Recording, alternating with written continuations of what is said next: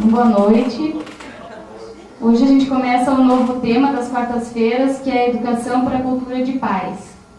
A mesa de hoje será Fair Play, Violência Não. E dessa mesa participam a psicóloga e acompanhante terapêutica Bárbara Olsen, que atua na área de inclusão escolar e é membro da Comissão de Educação do Conselho Regional de Psicologia, e o professor de Educação Física Fábio Okazaki, que é mestre em Exercício e Esporte pela Universidade Federal do Paraná, com o tema Autoestima, Estresse e Performance, e ele também é coordenador do programa Esporte Cidadão Unilever.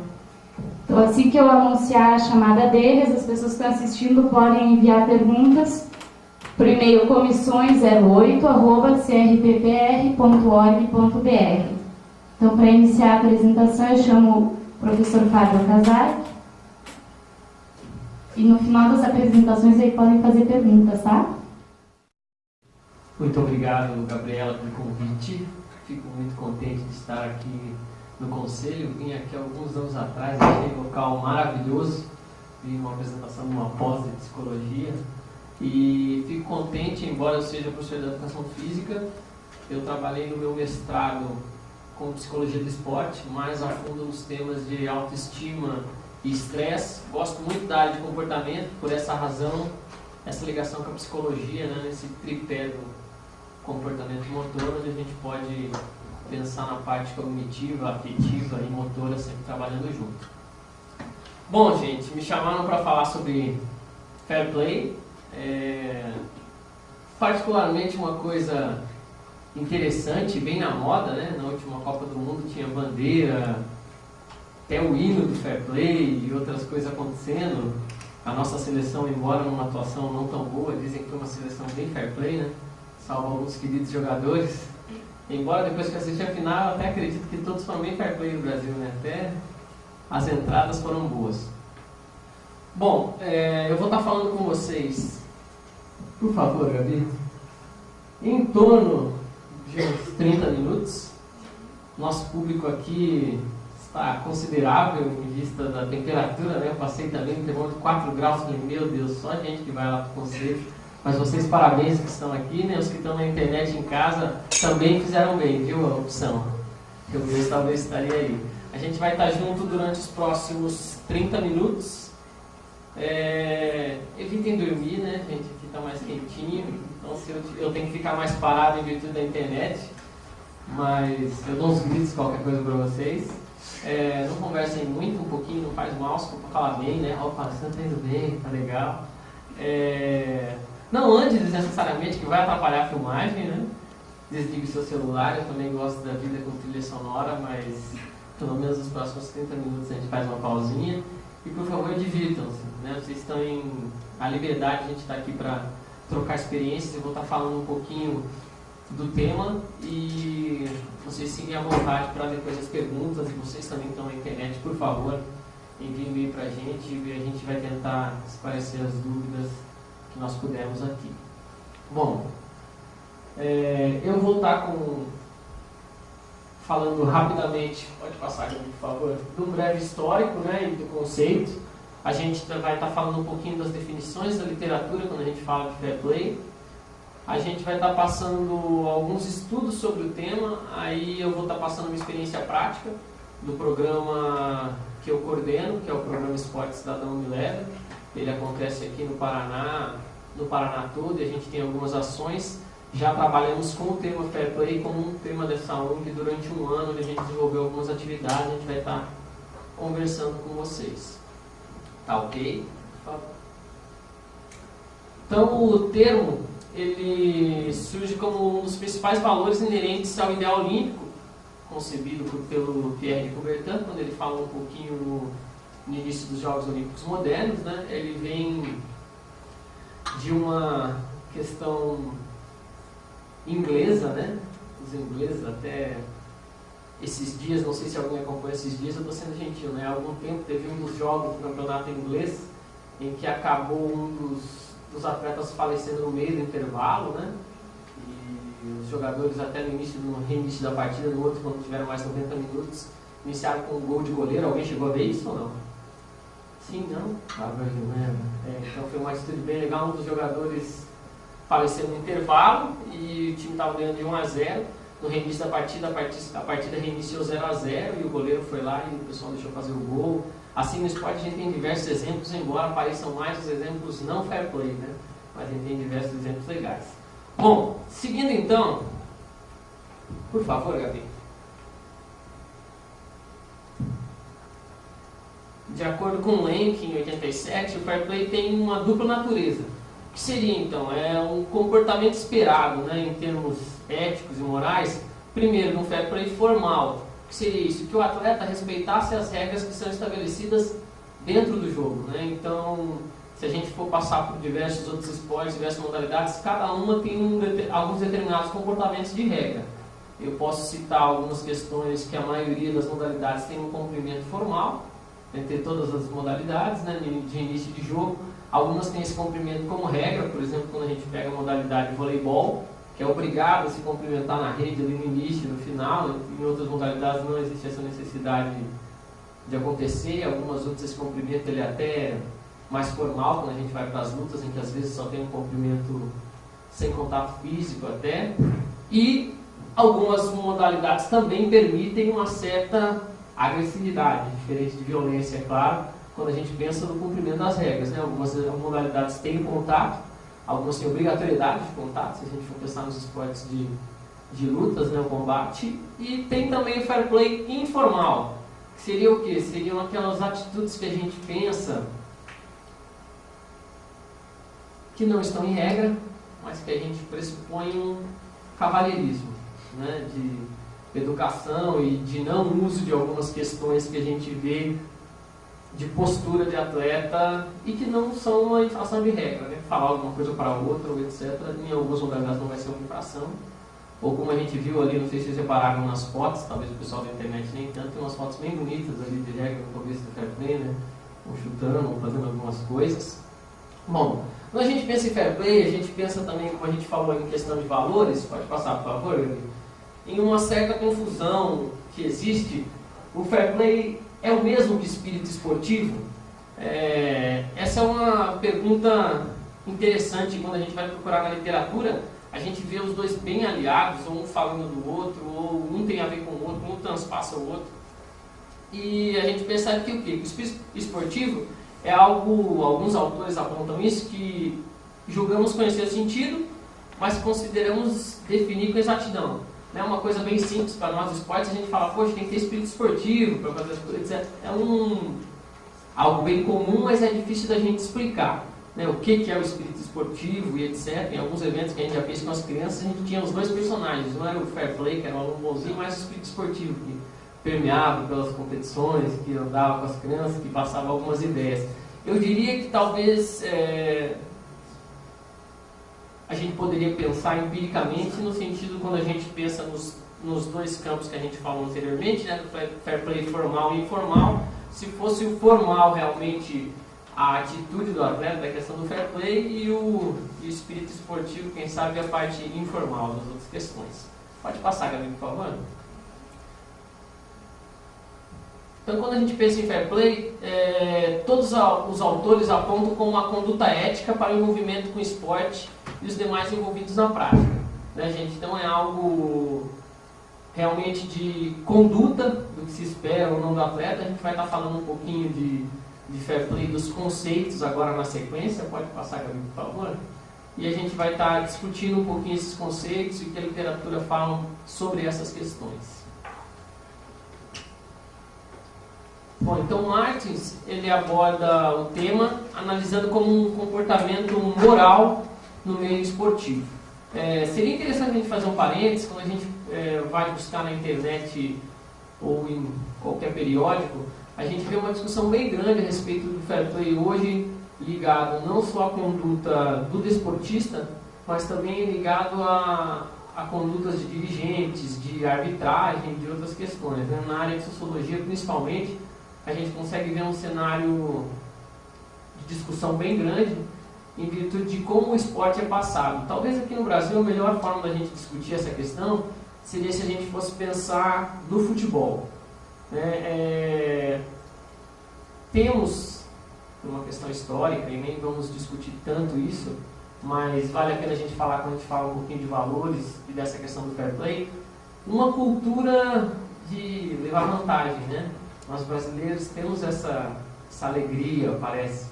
É aquele, fazendo um parênteses fora do esporte, mas um exemplo claro, se eu consigo entrar no banco 4h10 e pagar uma conta, eu fico contente, né? Eu conto para todo mundo, ao invés de ter vergonha, né? Porque eu cheguei atrasado, devia estar lá no horário, burlei no sistema, e isso, essa amnésia que a gente tem cultural, ela se reflete bem grande no nosso esporte mais, nem cultural, religioso quase, né? Que é o futebol, onde levar vantagem, onde enganar o adversário em diversos momentos é tido como um comportamento aceitável e até enaltecido. Então a gente tem uma certa dificuldade quando a gente pensa num esporte que movimenta dinheiro, né, hoje em dia, e a gente pode ir além, quando a gente pensa em cenário esportivo mundial, todos concordam que o esporte hoje ele funciona um pouquinho como um circo para nós, né? A exemplo, a última Olimpíada. Quando a gente pensa em Olimpíada, a gente pressupõe atividades esportivas e a gente vê ali até o símbolo, né, dos anéis olímpicos, etc., representações de nações, de estados, competição entre países, correto? E quando você vai ver o que está acontecendo hoje, é quase que uns jogos abertos mundiais, né? A gente brinca assim porque você vê que uma quantidade de tenistas de mesa chineses são quase 70% dos que participam da competição. O próprio Brasil tinha gente competindo, né, em modalidades de futebol e entre outras modalidades, vôlei de praia também, onde as pessoas se naturalizaram em um determinado país para jogar a competição. Então, quando a gente vê, principalmente na área de sociologia, essas discussões, será que não está perdendo também um pouquinho o sentido dessas questões, né? Quando a gente pensa em fair play, quando a gente fala em fair play também de atleta, a gente pode ir para a questão do doping, né? Também bem discutido se isso é ser fair play ou não, porque como a gente fala de moral, de ética, de condução, o processo de treinamento também faz parte. Então, usar de recursos não corretos, né, não é uma coisa muito legal, mas é bem o reflexo do que a gente vê em termos de sociedade, onde a gente pressupõe ganhar como uma coisa mais importante. Por favor, Gabi, vai estar falando um pouquinho mais com algumas outras experiências. Não durmam, tá, gente? Se eu estiver muito chato. Grupo define como uma adesão voluntária às regras esportivas, princípios e códigos de conduta, obedecendo ao princípio da justiça, renunciando a vantagens injustificadas. Aí a gente pode fazer o link com essas coisas que a gente estava falando de doping, entre outras questões, em que seria essa atitude. Por favor, Gabi.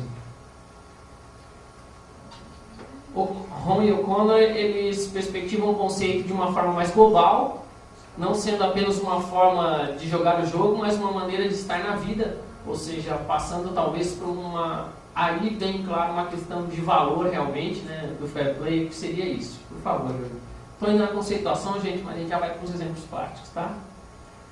Perry, ele coloca que deve ser entendido como uma virtude na adesão às regras, bem como num compromisso de competição de ser estado no espírito mais elevado do que aquele descrito nas regras. Ou seja, ir além da questão das regras, quando ele tenta englobar os dois conceitos aí, desenvolvendo ainda, incluir o respeito pelos outros, modéstia na vitória e serenidade na derrota. Por favor. E Gibbons... Tá bom, vamos à sequência. E Gibbons, ele coloca a definição de fair play está sempre associada aos seguintes comportamentos: respeito pelas regras, pelos árbitros e suas decisões, respeito pelos outros, promover a igualdade de oportunidade e manter o autocontrole em todas as situações. Então, gente, quando a gente pensa o atleta fair play, ou até avançando, que a gente fala muito em cidadão fair play, é sempre interessante esse conceito, e eu acredito ser um conceito bem importante quando a gente vai falar de formação. Eu como professor, né, também no ensino superior, mais professor de educação física, e ainda trabalho na coordenação, tendo alguma influência pedagógica para com crianças. Como o esporte reflete realmente uma amnésia da sociedade, é importante a gente tentar usar esse esporte como uma ferramenta para passar essa cultura do fair play. Como ele é uma coisa muito discutida, muito evidenciada, é claro que, em virtude de algumas coisas, e talvez analisando o futebol, que é o esporte mais complexo para a gente pensar nisso, é um pouquinho diferente, mas os valores, essa questão do fair play pode ser replicado para as crianças e com certeza com a prática esportiva isso é replicado, né? Então a gente vai estar passando alguns estudos para vocês, né? Esse estudo aí do Gonçalves da percepção e influência dos agentes de sociabilização do desporto para jovens. Então ele teve um estudo inicial que ele realizou em 89, se não me engano, com um N bem grande de alunos, em que ele, de crianças, né, ele avaliou crianças que praticavam o desporto e crianças que não praticavam o desporto. E avaliou quais seriam as atitudes em determinadas situações. Pasmem, né, a gente imagina que quem está inserido no desporto provavelmente vai apresentar uma tendência de ter comportamentos mais ou menos fair play. Acredito que mais, né? Está envolvido no desporto, os valores do desporto, a gente fala tanto do desporto como educativo. E o mais engraçado é que quando ele avaliou crianças que não participavam do desporto e crianças que participavam do desporto, as crianças que não participavam do desporto tendiam a ter comportamentos mais aceitáveis, ou seja, mais fair play do que os que estavam participando. Pode passar, por favor? E nesse estudo de 1990 que ele fez, após essa ideia inicial, o que ele descobriu? Ele fez um estudo com 434 alunos de 11 e 17 anos para descobrir quem influenciava mais o comportamento das crianças, né? E eles descobriram que quem influenciava mais eram os treinadores de beleza, né, para nós professores de educação física ou demais educadores. Em seguida, é claro, os pais. Quem teve algum envolvimento com o ambiente esportivo sabe que pai é coisa linda, né? Seu filho é sempre melhor, seu filho tem que jogar. Eu acho impressionante assistir os pais. Esses dias eu estava assistindo uma partida, estava no ginásio por acaso de voleibol e do lado assistindo uma partida de futebol fraldinha de criança. Não sei se alguém já teve a oportunidade de assistir isso.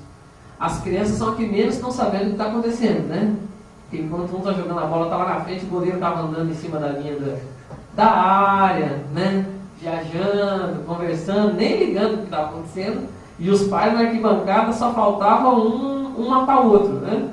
Xingando, brigando, aquela situação linda, né? Do ambiente esportivo completamente educativo. Não sei se a gente reflete algumas coisas que a gente não foi atleta, ou que a gente queria no nosso filho, mas pai é impressionante. E é claro, os colegas de equipe também exercem alguma influência quando a gente pensa nesse tipo de atitude. Por favor, Gabi, vamos para um outro estudo. Então, o Pius ele fez um estudo, ele está no International Review for the Society of Sport.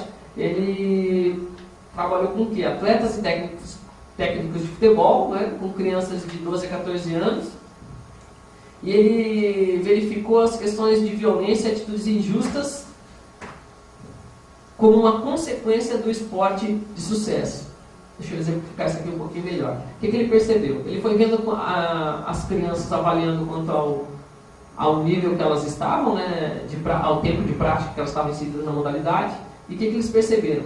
Que quanto mais tempo a criança estava inserida nesse processo de prática esportiva, no caso do futebol, mais ela achava comum, mais ela aceitava atitudes não fair play. Ou seja, de violência, ou de levar vantagem, ou de burlar a regra, caso essa favorecesse a criança. Ou seja, quando a gente pensa no esporte que a gente fala em muitas vezes educativo, no qual eu particularmente acredito, se for feito da forma correta, se ele for só direcionado por sucesso ou para atingir a meta, é normal que a gente vá cair nos fins e justificar os meios, né? Então, se o árbitro dá bola para ele, mas pegou em mim, não tem problema, vou manter a vantagem. E assim a gente segue nos estudos. O interessante é perceber que isso impacta muito forte nas crianças, né? Quem sabe por uma mimésis do que a gente vê do esporte de alto nível, ou mesmo pela formação dos professores, ou como a gente tem direcionado os objetivos que a gente tem dentro do esporte. Passa para mim, por favor, meu amigo. Em outro estudo relacionando clima motivacional, satisfação, habilidade percebida e atitudes fair play em jovens jogadores de futebol, a gente descobriu que os grupos com maior habilidade percebida tinham menor aceitação para atitudes antidesportivas. Eu trouxe esses estudos em contraponto porque foi bem interessante, porque quanto mais habilidoso eu sou, menos eu gosto de habilidade de questões. Nesse caso, o estudo ele aponta mais questões de agressividade. Então é engraçado pensar assim, eu gosto de burlar a regra, quando a gente pega um recorte do estudo, mas quando eu sou muito habilidoso, eu não gosto de ficar batendo muito em mim. Né? Então é uma coisa interessante, mas se eu puder burlar a regra, vale, mas bater ou atitude de agressividade, aí de jogo bruto, como ele coloca, aí já não é tão legal. Os menos habilidosos, por uma tendência de ser um esporte de contato, e quem é menos habilidoso a gente pressupõe também que vai acertar mais os outros, só que sem querer, né? Sem intenção. Então aí eles têm uma aceitação maior para esse tipo de situação. É uma coisa interessante que a gente pode pensar em uma coisa à discussão e que realmente reflete, embora sejam estudos internacionais, reflete bem o cenário se a gente for pegar no recorte brasileiro. Né? Vou estar falando para vocês um pouquinho do programa Esporte Cidadão, que é uma parceria do Instituto Compartilhar da Unilever e do Governo do Estado, que é o programa que eu trabalho. A gente trabalha com os valores do esporte, né? Sempre existiram na nossa prática, mas desde 2006 a gente tem trabalhado com um pouquinho mais de intencionalidade para esses valores. Eles foram escolhidos muito em virtude da nossa modalidade. No caso, a gente trabalha particularmente com a modalidade do voleibol. E eu diria que poderíamos replicar esses valores para qualquer outro desporto coletivo. Vocês vão ver um pouquinho quando eu estiver falando quais são esses valores. E o Instituto ele tem uma visão de ensinar, sim, o desporto com alto nível, né, em termos de excelência no ensino. A gente pega o recorte porque o Instituto Compartilhar é o Instituto Bernardinho. Né, se tem uma coisa que é sinônimo de trabalho e de dedicação no país hoje, pelo menos uma figura, o Bernardo é uma dessas figuras, né? Sempre enaltece o trabalho, sempre enaltece o grupo, sempre enaltece o esforço acima da habilidade. Né? Ele fala que é 90% suor e 10% talento. Então, a gente procura passar também isso. A missão do Instituto é Desenvolvimento Humano através do esporte para crianças. E a gente trabalha com os seguintes valores. Com o valor da cooperação, com o valor da responsabilidade, com o valor do respeito e com o valor da autonomia. Isso daí, dentro de cada categoria, nós trabalhamos com crianças de 9 a 15 anos, eles elencados com o foco dentro das idades, né, os mais novos com cooperação, depois responsabilidade, respeito e autonomia. Quando a gente pensa nessa ideia de fair play, isso tem tudo a ver, principalmente quando a gente fala da questão de respeito. Né, a gente viu ali algumas definições de alguns autores que eles apontam o respeito às regras, respeito à arbitragem, e o respeito ele está bem claro nessa questão da postura do atleta fair play, da pessoa fair play. No programa, o trabalho de valores acontece em aula. A gente sabe que criança aprende vendo, né, gente? Imitando. Macaquinho vê, macaquinho faz. Então a gente procura fazer um trabalho de valores que aparece em todos os momentos da nossa aula. A gente está evidenciando, além da aula de voleibol, esses valores. Dentro de cada uma das categorias a gente trabalha com uma logística, uma organização dos alunos que vai favorecer para que eles vivenciem esses valores. A gente passa essa oportunidade para eles e a gente tem percebido com o tempo. Eu vou daí agora na sequência passar para vocês um estudo. Foi publicado na revista científica GeoPF, é uma revista aqui do estado do Paraná, né, da área de educação física. Ela também aceita trabalhos de outras áreas da pedagogia, da psicologia, que sejam voltados à atividade física ou desporto, em que a gente fez a gente já tem esse trabalho há algum tempo, como eu comentei, desde 2006 com os valores, e a gente fez em um evento, um estudo com as crianças, para ver se eles percebiam essas questões um pouco em similaridade com os estudos que a gente citou anteriormente. Né? Então, o estudo é da percepção dos valores do esporte do Programa Cidadão. Nós utilizamos uma amostra de 172 crianças do interior do estado, que estavam em um evento com a gente, e nós queríamos saber qual era a percepção deles desses valores do esporte que o programa passava para eles em quadra e fora de quadra. Como é que foi esse funcionamento? Vou mostrar aqui o instrumento de coleta para vocês. Então, durante o evento, as crianças recebiam um crachazinho. Eu espero que dê para ter mais ou menos uma ideia, estamos conseguindo visualizar. No crachá, cada criança recebia um crachá. Esse crachá ele era composto de algumas partes. Uma parte ele tinha cada criança recebia, dividido em 4 categorias, uma cor de caneta, né? E ela só podia marcar no crachá de uma determinada idade. Eles eram divididos em faixas etárias, 4 faixas etárias e marcava os crachás nas idades, né? O que ele tinha que fazer? A criança só podia marcar, a gente controlava a caneta por isso, a criança só podia marcar no crachá do outro. Ou seja, ela tinha que tentar observar aqueles comportamentos no outro. Na frente do crachá, como vocês podem ver, tem alguns quadradinhos de cooperação, responsabilidade, respeito e autonomia ali. Ele marcava os valores, né, que ele percebia em quadra e fora de quadra das crianças. E atrás ele também descrevia uma ou outra atitude que ele percebeu, o fair play do outro.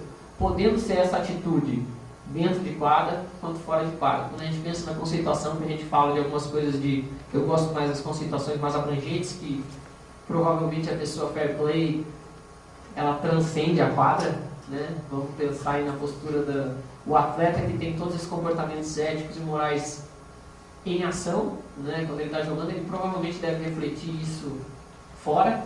É mais normal até a gente perceber que pessoas têm comportamento fora e quando vão para a prática esportiva viram um monstro. Vocês já viram isso? Aquela pessoa que é boazinha, né? Teu amigo, aí você vai jogar com ela, quer te matar, joga, chega essa bola, briga. Quando a gente está ali na ativação, a gente sabe que muda a fisiologia também, né?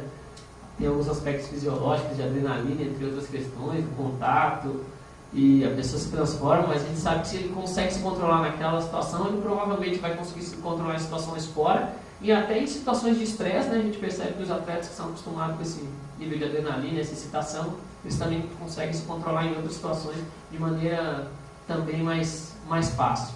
Então, o que a gente fez? A gente fez essa questão com as crianças, eles marcarem as situações.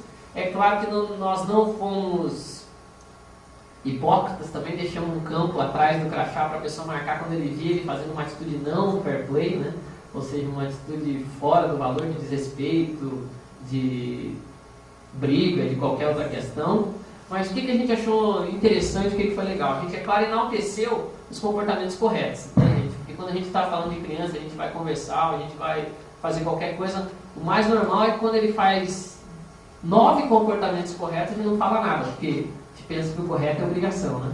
Tem que ser fair play, e quando ele faz um errado, aí você faz aquela tempestade. Então a gente procurou enaltecer os comportamentos corretos, isso é uma postura dentro do programa para todas as crianças, ou seja, de, né, felicitar quando faz as coisas certas, quando tem a coisa incorreta, a gente também deve apontar. Mas o que a gente descobriu nesses estudos?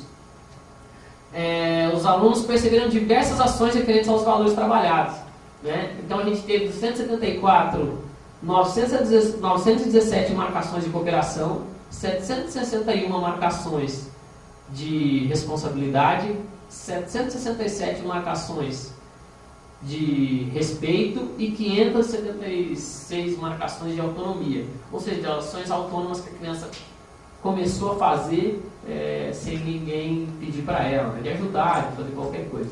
Então, quais foram as conclusões que a gente chegou com esse estudo? Que as ações que mais aconteceram de acordo com a percepção das crianças seguiram essa ordem, né, de cooperação. Depois veio o respeito, que é uma coisa muito ligada e mais fácil de perceber realmente. Depois as ações de responsabilidade e autonomia, tendo um total absoluto de 3.021 marcações. Ou seja, a gente procurou em um evento em que a gente estava trabalhando com as crianças, enaltecer as atitudes fair play, né?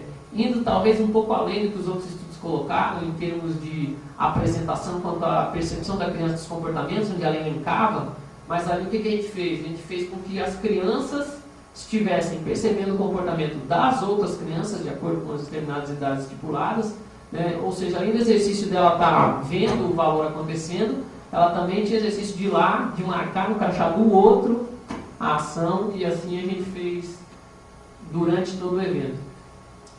Particularmente, até convido a todos que quiserem visitar ou levar suas escolas ou ir lá querer conhecer o programa, a gente percebe que quando a gente tem uma intencionalidade direcionando para essas atitudes, para essa questão dos valores, para esse trabalho do fair play, sobrepondo até as questões de resultado, vale a pena eu apontar que o evento ele geralmente premia todo mundo, né? Ele até faz uma premiação especial para os primeiros 4 colocados em termos de ganhar alguma coisa a mais, mas todo mundo recebe medalha. Quem tem maior número de marcação dos crachás geralmente também é beneficiado.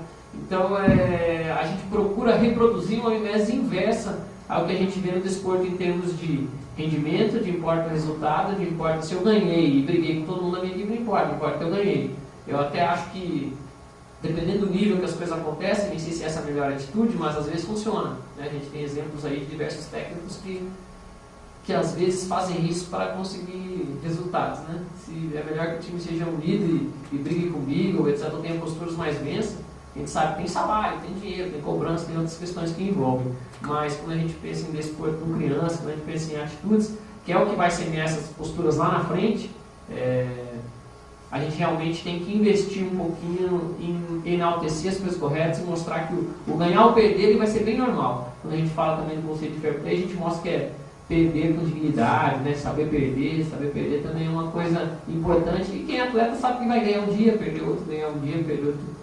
Fora a nossa seleção de vôlei, que graças a Deus mais ganha do que perde também, né? Até anormal. Deus abençoe que o chefe continue assim sempre, mas as posturas são enaltecidas e ele talvez seja um bom exemplo dessa questão de como a atitude faz diferença, né? Tem aí toda uma postura de trabalho, uma fundamentação de valores também, a equipe, o trabalho enaltecendo, que acaba gerando um resultado. Quem sabe se a gente repensasse na formação das crianças esse tipo de situação, seria algo bem interessante, que teria um resultado posterior para a gente quanto a essa questão de fair play. Tá bem? Da minha parte, é isso. Pode passar mais um. Então aí os contatos, tá? O e-mail é fabio.kazak@gmail.com. Os contatos do programa. Muito obrigado, estamos à disposição até a hora que vocês quiserem. Boa noite, gente. Obrigada, Fábio. Agora a gente vai chamar a Bárbara Olsen, que é psicóloga, para fazer a apresentação dela. Boa noite. Pode passar esse.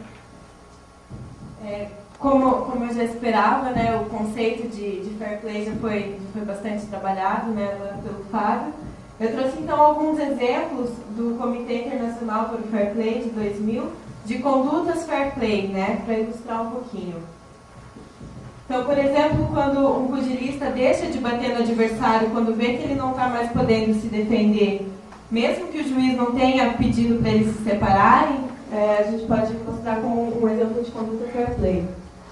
Numa corrida, quando um ciclista vê que um concorrente caiu e danificou sua bicicleta e ele empresta o seu próprio material para o outro ciclista concorrente, mesmo que ele fique sem material de reserva, é um outro exemplo.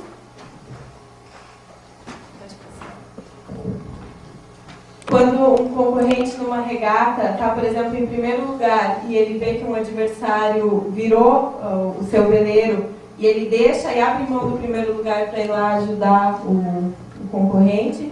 Então, nesses exemplos, a gente pode ver que talvez as regras não peçam, né, não exijam esse tipo de conduta. É uma conduta muito pessoal de cada um, é uma conduta muito ética, que vai além da regra, né? E aí que a gente vê o verdadeiro fair play, porque a regra pela regra, não são todos que cumprem, mas todos deveriam cumprir, né? E quando vai além da regra, a gente tem um verdadeiro fair play.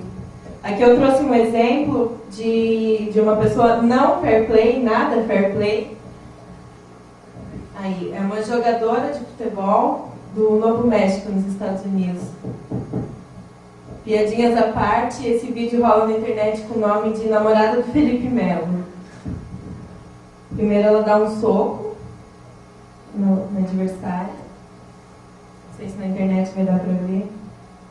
Aqui ela chuta.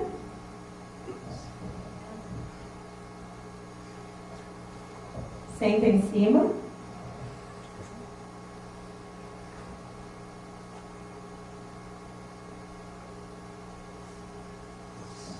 Dá uma entrada um pouco violenta. Derruba outra jogadora puxando pelo rabo de cavalo.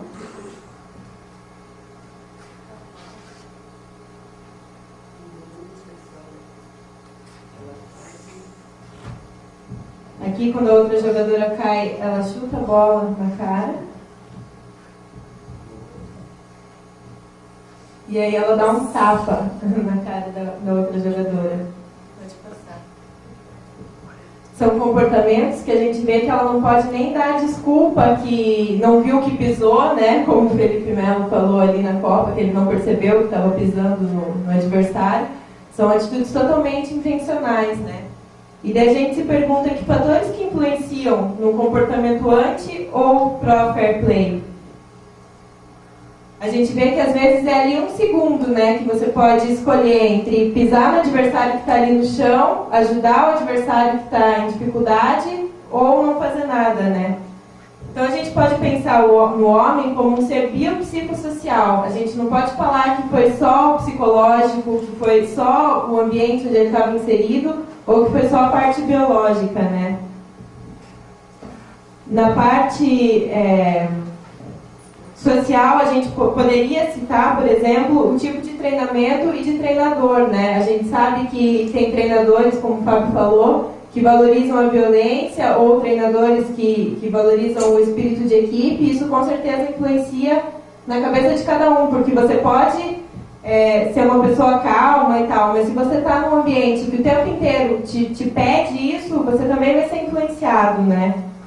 A gente pode falar na pressão, que geralmente os esportistas de alto rendimento estão numa pressão muito grande, né? Por exemplo, está numa Copa do Mundo, o peso, a gente fala do peso que tem a camisa do Brasil, né? A gente não pode falar que esse tipo de fator não influencia.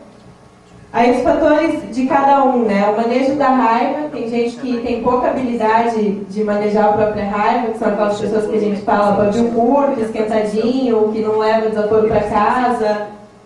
Tolerância à frustração, tem gente que tem baixa tolerância à frustração, então não aguenta a pressão mesmo, e quando a gente faz testes para pessoas entrarem em equipes de alto rendimento, a tolerância à frustração é um fator que pesa bastante, né?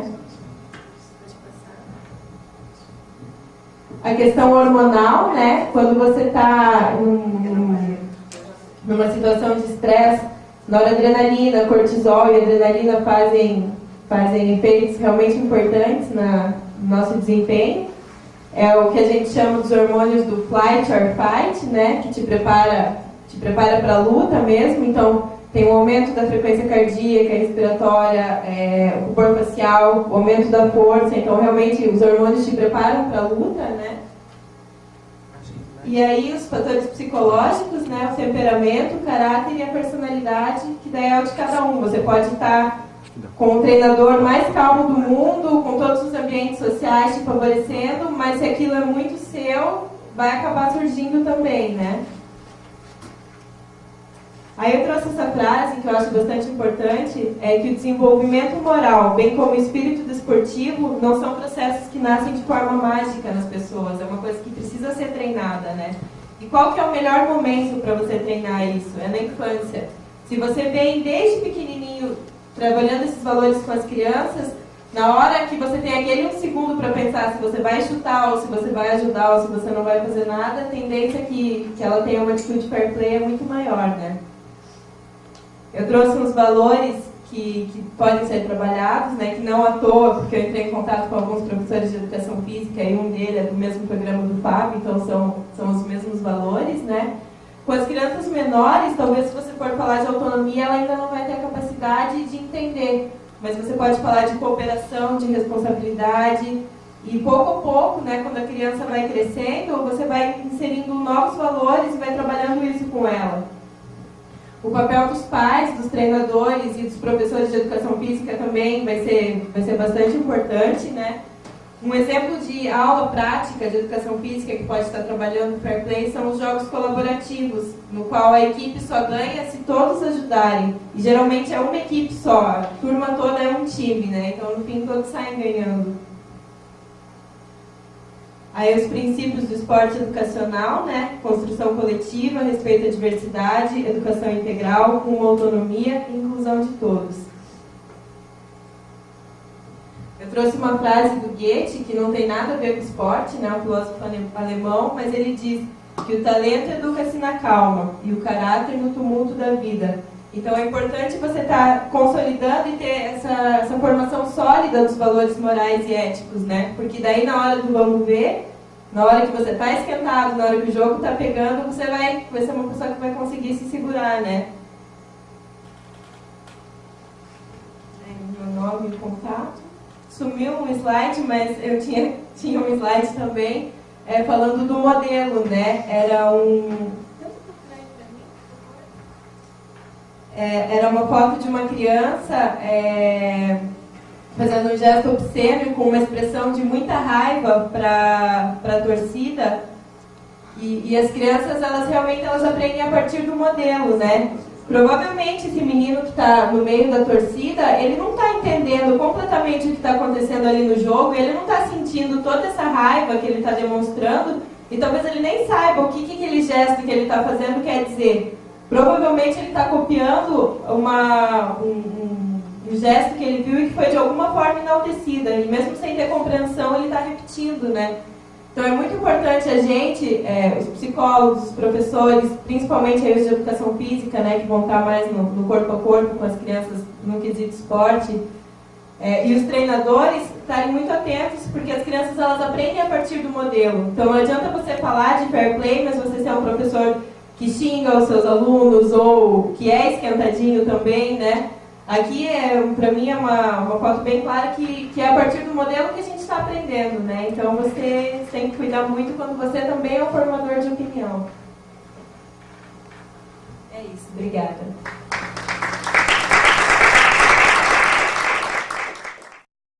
O pessoal está aberto a perguntas, tá? Quem quiser fazer uma pergunta, eu levo o microfone. O pessoal da internet também. Vou deixar aqui o endereço de novo, para quem quiser fazer perguntas. Eu queria saber, bom, primeiro, se vocês três conhecem já ouviram falar do Nelson Piquet? Do pai, não do filho. Ele tem um documentário na internet que está disponível no YouTube, que se chama A Era dos Campeões. Daí ele trata desde 70 até 91 os 8 títulos mundiais que o Brasil conquistou na Fórmula 1, que acho que dá para considerar também um esporte. O automobilismo, apesar das diferenças, dá para considerar um esporte. Mas o que eu gostaria de colocar, que acho interessante nesse documentário, é que ele fala o seguinte, que o público que vai para a Fórmula 1, e aí dá para estender para qualquer tipo de esporte, ele não vai, quando ele fala da Fórmula 1 em si, do autódromo, ele não vai para o autódromo para ver o carro ficar dando voltas, o piloto ultrapassar. Ele vai para ver batida, ele vai para ver o carro pegando fogo, ele vai para ver o carro se destroçando. Essa necessidade que o público tem de ver, não um sofrimento em si, mas uma situação adversa. No caso do piloto, do esportista, nesse tipo de situação. E eu queria saber assim, porque eu acho que o esporte talvez seja o único meio aceitável de você ter vazão a esse tipo de comportamento, assim, talvez um comportamento mais agressivo, mais enérgico. E parece que esse movimento todo, assim, que eu vejo mais no futebol, assim, esse fair play, sabe, tá colocando isso como colocando esse tipo de extravasar de emoção como algo ruim, e que não necessariamente é, né? Eu acho isso. Então eu gostaria de saber a opinião de vocês a respeito disso. Não sei se eu deixei bem claro, assim, não sei se ficou, se vocês entenderam o que eu quis dizer. Vocês entenderam? Entenderam?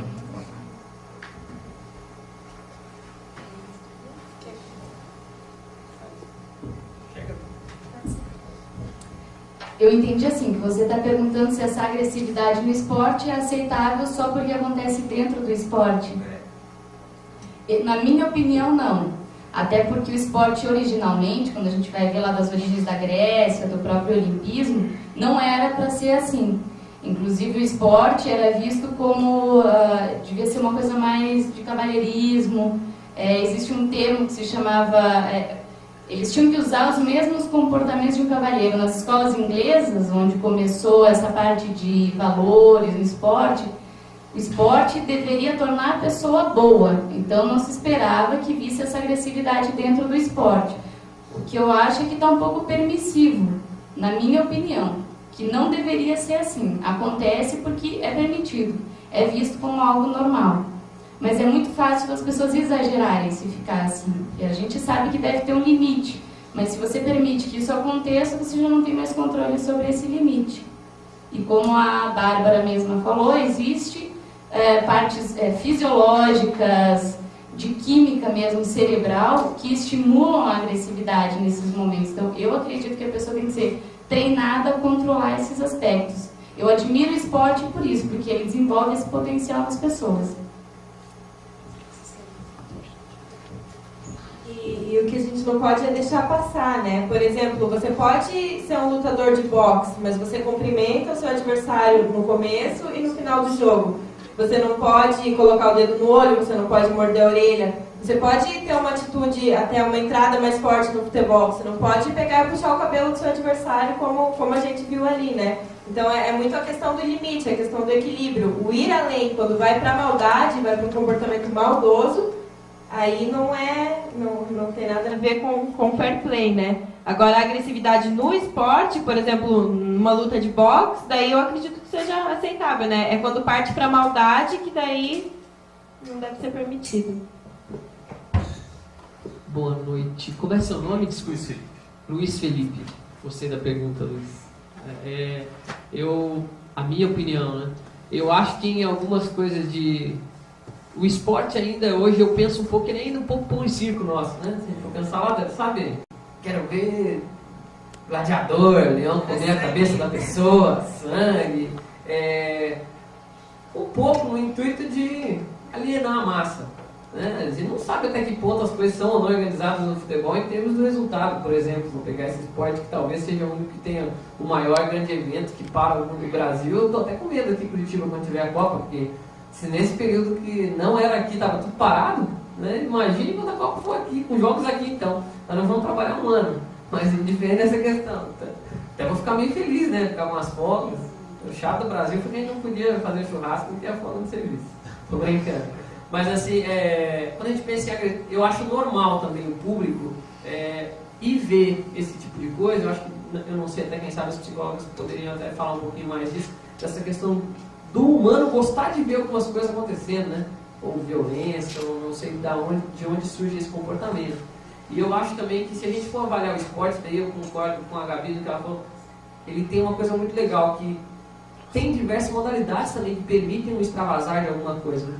A gente tem que pensar que a agressividade ela não é uma coisa ruim. E ela é um comportamento que em muitos momentos auxilia em qualquer modalidade esportiva, salvo uma modalidade que seja, por exemplo, o arco, né? O tiro, que quanto menos ativado, melhor, né? Agora, todas as outras, talvez um nível de agressividade aceitável, o que ela não pode virar é violência. Mas a gente apontou, tem que ser agressivo, né? Normal. E eu acho que, como a Gabi falou, que é uma coisa legal do esporte, é que você consegue, talvez, chegar no ápice de nós estamos no limite do que eu posso ser agressivo, controlando a situação. Né? Eu posso ir o mais rápido possível para aquela bola, eu posso bater o mais forte possível naquela bola, no caso do vôlei, mas eu tenho que ter um certo controle da situação. O que a gente não pode passar é por causa da violência. E aí, se a gente for pensar no automobilismo, as atitudes imprudentes ali daí geram coisas imensuráveis, né? As pequenas falhas geram morte, quem dirá então se um piloto fecha o outro ou faz uma loucura, como a gente vê dentro dessa questão. Não sei se eu fui claro, mas eu também percebo que, em geral, essa vontade da gente ver as coisas que... Eu acho que nenhum ser humano gostaria de ver o outro morrendo. Mas é que como vira um cenário, como eu falei do põe circo, dá a impressão que, por exemplo, aquele que está lá não é fictício. Então você vai lá, você vê um acidente de carro, eu mesmo, vou ser sincero, quando você vê um carro voando, é um louco, né? Mas ver um filme é uma coisa, agora ali tem uma pessoa de verdade, né? Se fosse teu pai que estivesse pilotando, talvez você não ia gostar de ver voando o carro por ali. Então eu acredito muito nessa questão do que a mídia, como ela colocou o esporte, e até para suprir alguns anseios. Só que são pessoas que estão ali envolvidas, como eram pessoas lá na época do Coliseu, né? Sendo ali alienadas para aquela situação. Beleza? Meu nome é Alex, eu Para mim o tema é novo, até mesmo porque eu estou me formando agora, esse ano de psicologia, e eu tenho acompanhado, né, desde a Copa e os últimos dias aí, tem se falado muito sobre os estádios, o estatuto do torcedor, né, está se falando muito disso, inclusive como um doutrinamento a respeito da organização dos estádios. Eu queria saber de vocês, vou fazer duas perguntas, tá? Vou aproveitar. Sobre isso, né? Sobre o porquê, né, dessas iniciativas dos clubes de futebol, agora perto do estádio, eu vejo como uma violência grande entre os torcedores que colocam aquilo como uma doutrina de vida, religiosamente. Se o time perder, aquilo interfere no dia a dia dele, nas atividades dele, interfere na vida dele significativamente. Se essa iniciativa que vem de fora, ela é fruto de um trabalho até da psicologia do esporte, de um trabalho moral dentro do esporte, se ele está inclusive dentro do fair play. E eu gostaria de ouvir também a respeito da diferença do fair play e da atividade antidesportiva, que foi falado no início.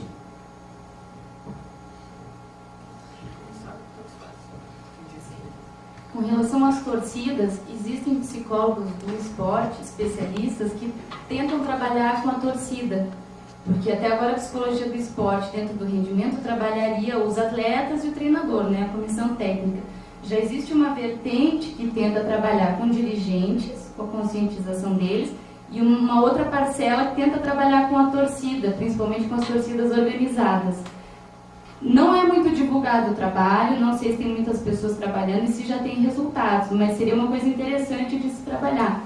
Porque o que a gente sabe é do poder da massa. Você faz em um grande grupo coisas que sozinho você jamais faria. Então, por exemplo, no incidente que teve da torcida do Coritiba no ano passado, eu acredito que muitas pessoas que estavam ali envolvidas, talvez se estivessem sozinhos, não teriam cometido aqueles delitos, né? Então a gente tem que considerar o poder das massas. E eu acredito que a psicologia do esporte deve atuar dentro disso, né? Dentro das torcidas organizadas. Eu não entendi o final da pergunta. Na verdade, não, o que eu queria falar, né, o que eu queria ouvir, ela falou, né? Mas tem uma outra questão ainda. É sobre, não entendi a questão de conceitos. Tá? De fair play e comportamento antidesportivo. Isso, exatamente. Uhum.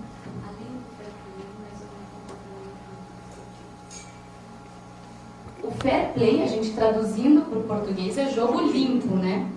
Mas existe o espírito esportivo, como o Fábio falou, que às vezes se confundem as duas coisas, porque o espírito esportivo, quando a gente vai ler, na literatura ele descreve como aquele comportamento de respeito ao adversário, respeito ao árbitro, a sua própria equipe, a autoridade, que seria o seu treinador. Isso seria o espírito esportivo. Mas isso, se você pensar bem, também caracteriza jogo limpo, né? A gente às vezes pensa em jogo limpo só como não burlar regras, não trapacear. Mas talvez, como o Fábio falou, os conceitos estão muito misturados. E se você for ler, for buscar, você vai ver que muitos autores misturam as duas coisas. Eu acho que quando a gente pensa em comportamento antidesportivo, a gente já... alguns, eles são de regra, quando a gente vai naquela... Como eu falei um pouquinho da conceituação inicial, né? Das regras formais e das informais. Alguns são de regra, ou seja, ele já é um comportamento que a regra já limita, né? Então, teoricamente, ele, mesmo que não fosse um atleta fair play, que talvez o conceito que a gente pense de fair play é o que a Gabi falou do espírito esportivo, que transpassa todas as questões de resultado, prevalecendo a postura. É claro que no esporte profissional, como a própria Bárbara comentou, tem situações que isso não pode acontecer. Vamos exemplificar? Eu vi um monte de vídeos quando eu estava fazendo, né, quando me chamaram para esse tema no YouTube sobre fair play. Digita fair play lá que você vai ver umas coisas loucas, mas você vai ver diversas atitudes, por exemplo, o jogador que dribla o goleiro, só que o cara se machuca e o cara chuta para fora. Ou um jogador que ele é derrubado na área, aí o árbitro marca a pênalti, ele levanta e faz assim, ó. Não foi. Acho que os dois são da Arábia, se eu não me engano. Não sei se alguém já teve a oportunidade de ver. É engraçado porque se a gente for avaliar, aí sim está uma atitude literalmente fair play, transpassando, porque ele até, teoricamente, está desrespeitando o árbitro em termos da decisão que o árbitro tomou, né? Mas ele transpassa no sentido de, não, isso realmente não aconteceu. Pode pensar desrespeitando ou ajudando, porque alguma situação pode complicar o árbitro também fazer uma situação dessa. Mas são coisas diferentes. E talvez se a gente fosse pensar, por exemplo, no nosso cenário, ele seria algo inimaginável. Estou sendo utópico. Não, né? Já imaginou no Brasil, o cara dribla o goleiro que machuca o goleiro, ou travou a bola do goleiro, o goleiro machucou o braço e cai no chão e não consegue partir para a defesa, o cara chuta a bola para fora. Se a gente perdesse a Copa assim, qual seria a nossa atitude? E daí eu vou um pouco para a sua primeira pergunta, quanto a do brasileiro, eu vou falar em termos bem pessoais, tá? Eu acho que a gente foi criado, tá, por Deus para ter um espacinho para Ele, grande. Quando a gente não ocupa esse espaço com Ele, você ocupa com outras coisas. Aí você vai para as outras paixões. Por isso que você vê uma coisa, talvez, incontrolável no gostar do clube, na identificação. A gente sempre procura algum tipo de identificação, né? Se não é com o clube, é com alguma outra paixão, com alguma outra coisa que você tem. E as do clube, quando você vê o comportamento das torcidas, é quase que inexplicável, né? Realmente não influencia em nada. O cara, teoricamente, a vida não tem que fazer nada, mas se seu time perde, o cara não quer nem trabalhar, né? No outro dia, na segunda-feira, chora, faz aquela... que absurdo. Não vou falar porque eu também já fui na minha adolescência, né? Como eu torço pro melhor time do Brasil, que é o Palmeiras. Está em reestruturação, não posso deixar de falar, mas também já foi assim. Mas acho algo normal, né? Eu acho que talvez essa falta de alguma coisa além acaba nos levando a uma paixão exacerbada por umas outras coisas, por isso esse tipo de comportamento de torcida, etc. Dá, né, Paula? Obrigado, Alex, pela pergunta. Eu tenho uma pergunta, eu não sei se cabe bem ao tema, mas do Free daquele parque, lembram aquela situação que a baleia acabou comendo tendo uma agressão contra a treinadora. Eu queria saber o que vocês acharam da atitude do próprio parque, um parque reconhecido, renomeado, em ter continuado assim com a baleia, assim, fazendo apresentações e tudo. Eu li muito pouco sobre isso, mas eu vi na mídia, vi alguns vídeos, né? Porque como é terrível, passou bastante pelo e-mail. O que eu acho é que aquela baleia já está lá há muito tempo, muitos anos. E durante todos os outros anos eu acho que não aconteceu um incidente parecido. Eu não sei bem responder porque eu não entendo muito deste animal. Mas o que eu sei é que ela já estava lá há muito tempo e aconteceu esse incidente por algum motivo. Não sei exatamente qual foi o motivo, o que tinha acontecido com ela, então não tenho fundamentação para responder. Eu acho que essa baleia já tinha tido outro ataque também, não tinha? Uma baleia de outro parque, né? Eu ouvi dizer que sim. Pelo que eu li também. Ela tinha sido até uma baleia de outro parque, reincidente. Eu acho que ali abre uma outra discussão, que é a ética antropocêntrica. Então, para a diversão dos humanos, vale a gente fazer uso dos animais, né? E que também tem estresse, tem toda uma reação que nós humanos muitas vezes não compreendemos e achamos, pela nossa ótica, que ele tanto que daí fica a fama de orca, baleia assassina, coisas do gênero, né? Eu acho que a gente vai ter, inclusive, uma discussão sobre essa questão da ética biocêntrica. Se a gente coloca a vida no centro, nós vamos pensar em todos os seres terem qualidade de vida, né? Seja em relação ao respeito do seu espaço, das suas necessidades, e o ser humano fazer parte dessa história, e não ser o centro de tudo, né? Então, acho que os acidentes que a gente vê com animais, em geral, o ser humano está abusando um pouquinho, né? Teve um cara que perdeu um braço, um crocodilo.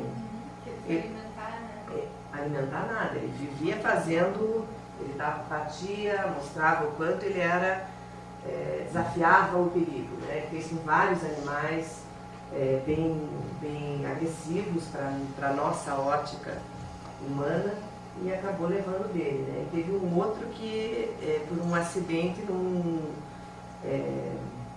mergulho junto com a arraia, né? A arraia deu uma descida e acertou, ele tem um tipo de um ferrão, acertou o coração do cara, né? Assim, atravessou das costas e acertou o coração.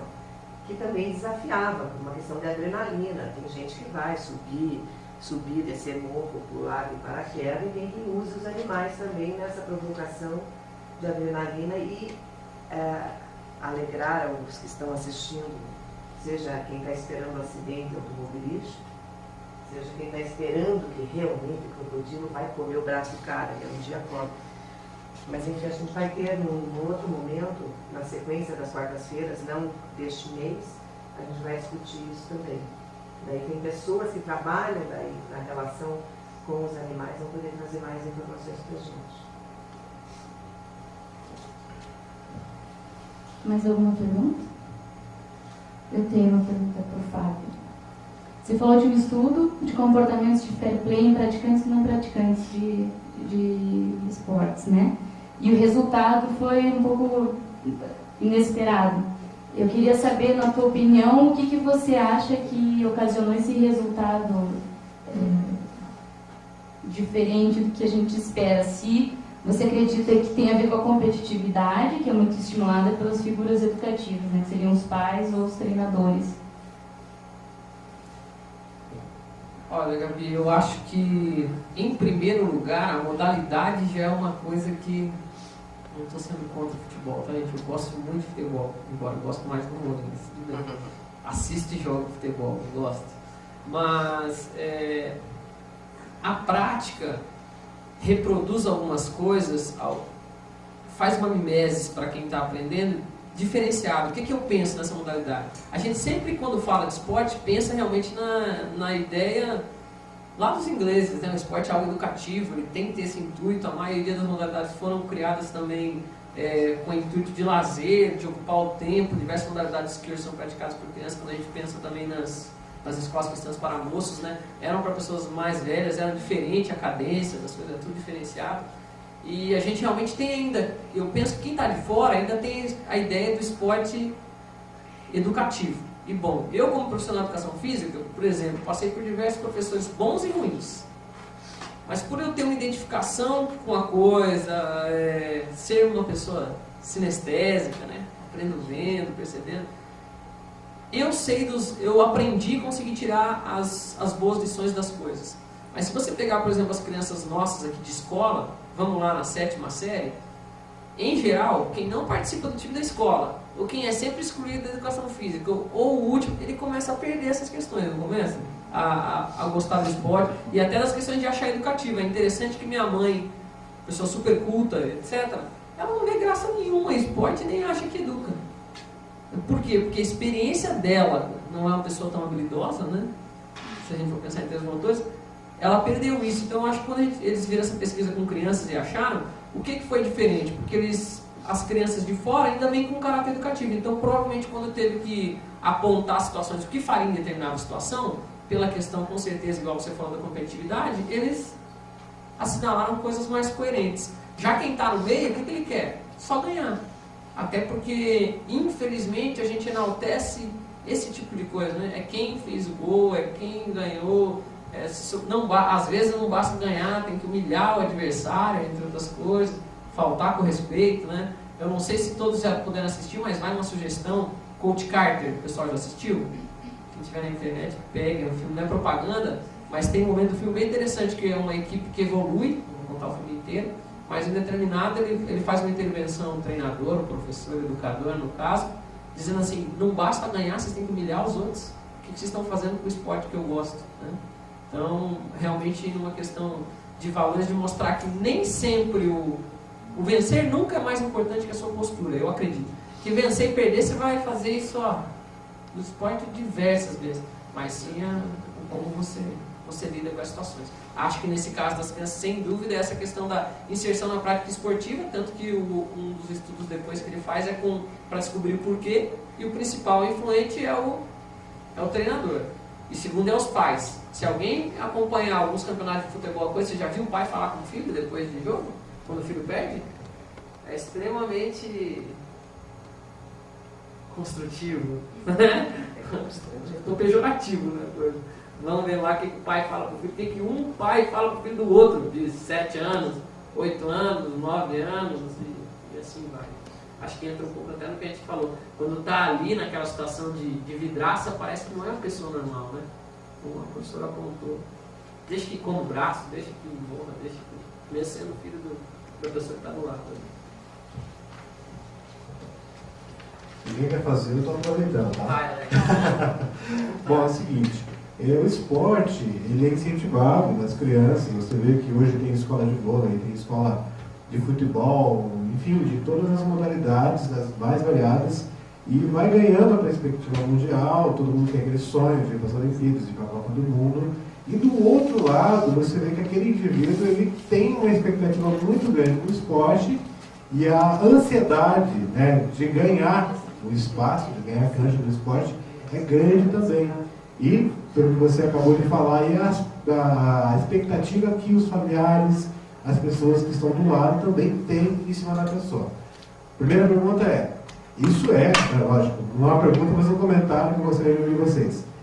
É um fator preponderante dentro do comportamento do indivíduo na sua modalidade de esporte.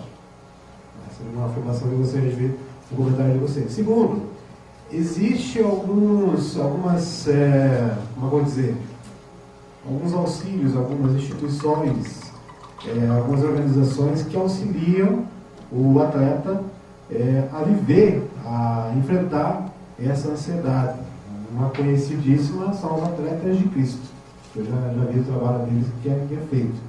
Como que vocês veem primeiro, essa questão da ansiedade, da perspectiva que tem, e segundo, desses pontos de apoio?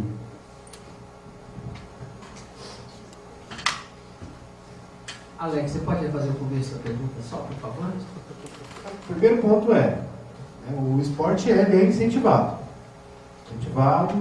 E quando, por exemplo, se eu vou lá, cresci, meu pai falou que eu tenho que ser um jogador de futebol. É o que mais comum, mais comum que tem. Quando eu olho para o jogador de futebol, eu vejo ele com o carro do ano, com a mansão, um monte de dinheiro.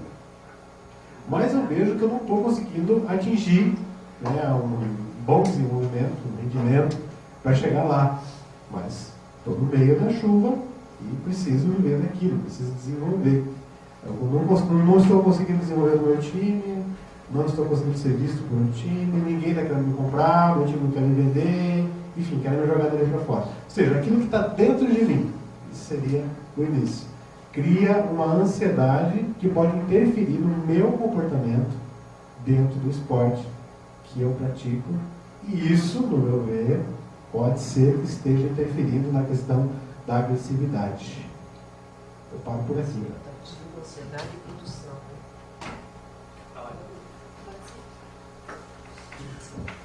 Deixa eu pegar lá. A expectativa dos pais, quer dizer, sobre a criança. Mas sobre o atleta mesmo, diante daquilo que ele quer chegar, diante do ponto que ele quer atingir. Tá. A ansiedade, dentro do conceito que a gente entende da psicologia do esporte, ela é ocasionada pela interpretação que a pessoa tem de determinada situação. Então, vai ter um atleta que vai interpretar uma situação de adversidade, pensando, por exemplo, que ele não é capaz, que a situação é grande demais para ele, ou seja, ele vai superestimar o perigo e subestimar a capacidade de enfrentamento dele. E isso gera ansiedade. Existe uma coisa que a gente chama ansiedade de desempenho, que aí é quando o atleta ele sente esses sintomas cognitivos, esse tipo de pensamento negativista ou de catastrófico, e também sintomas físicos, como a aceleração cardíaca, a respiração ofegante. Depende da interpretação que ele faz. A ansiedade de desempenho, então ele vai sentir isso quando ele se sente observado e avaliado. Em muitos casos, as crianças sentem isso com relação aos pais. Os pais são muito críticos ou exigem muito um resultado final positivo. Isso é uma coisa que a gente trabalha com os professores, com os educadores. ele tem que passar para a criança a noção de que o esforço é mais importante, muitas vezes, do que o resultado final, ou que o meio do trabalho é mais importante fazer bem feito do que o resultado final. Mas é difícil você ensinar isso para uma criança quando em casa o pai dele manda ele ser o artilheiro, manda ele só fazer gol, manda fazer ponto. Só isso importa. Isso acaba gerando ansiedade para a criança, ou para o atleta, né, na idade que for, pela interpretação que ele tem. Se ele errar, alguém vai estar avaliando, observando ele negativamente. E para qualquer pessoa, eu acho que isso gera ansiedade, né? Se imagine fazendo um concurso com uma família inteira, criando uma expectativa sobre você e você falhando.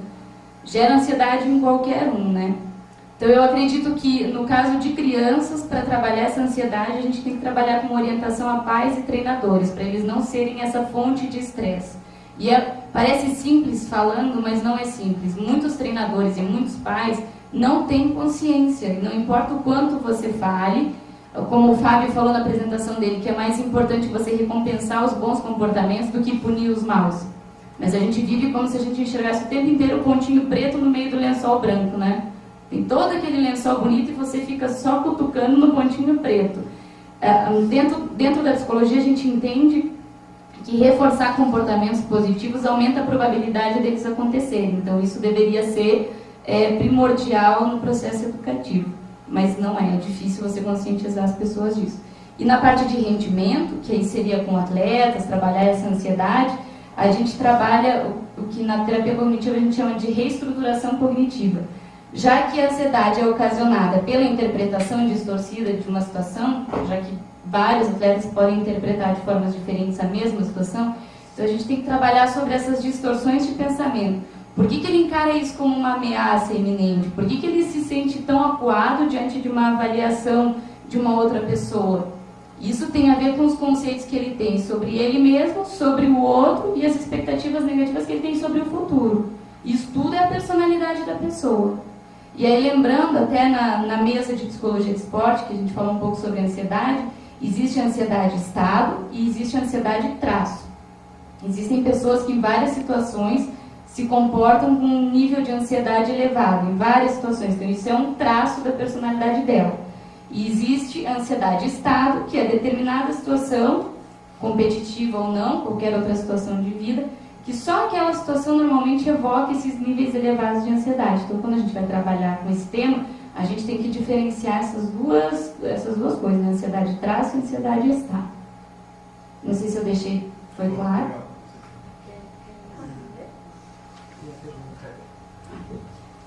A gente recebeu por e-mail, nesse endereço, na verdade não é uma pergunta, é uma constatação, é uma professora de Karatê que nos escreve reconhecendo como é importante o exemplo que ela dá. Ela reconhece que as pessoas já são agressivas por natureza, né, por instinto, como ela coloca, e ela diz que educar é ter paciência de ensinar. E ela trabalha muito com o respeito humano e dentro de um ambiente de convivência. E o Karatê, por si só, ele tem seus lemas e é sobre isso que ela trabalha, que seria o esforço para a formação do caráter saudável, fidelidade para com o verdadeiro caminho da razão, desenvolver a persistência e o esforço e conter o espírito de agressão destrutiva, respeito acima de tudo.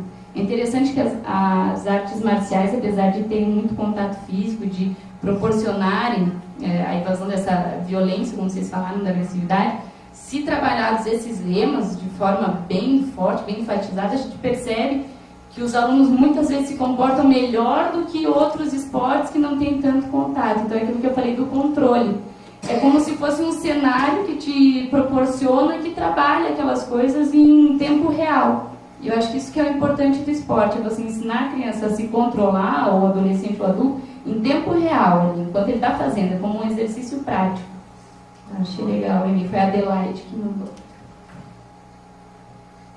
Tem mais alguma pergunta? Acho que a gente já está avançando na hora. Bom, então eu vou encerrar essa mesa, eu já vou anunciar a próxima, que será no dia 11 de agosto, também na quarta-feira, às 19 horas. O tema é sensibilização para a paz no trânsito. Participarão da mesa Neuza Coraça, que é psicóloga, Eva Tereza Felizardo Cavalaro, psicóloga também, e Cristiane Yared, da ONG Paz no Trânsito. Então, eu convido a vocês que estão aqui hoje, o pessoal da internet, que venham para assistir essa mesa. Tá? Obrigada, boa noite para todos. Congresso de Esporte. E também a gente vai ter agora, do dia 18 ao dia 21 de agosto, na PUC, aqui em Curitiba, o Congresso Internacional de Psicologia do Esporte. Se vocês acessarem o site do CRP, aqui do Paraná, vocês vão ver ali o hot site, que diz como você pode se inscrever, tem toda a programação. Vocês, se quiserem, tem os folders aqui no CRP mesmo. E venham participar, que vai ter uma programação bem legal, bem extensa, com mini cursos, com conferências, com mesas redondas, apresentações de trabalhos. Vocês estão convidados. Boa noite.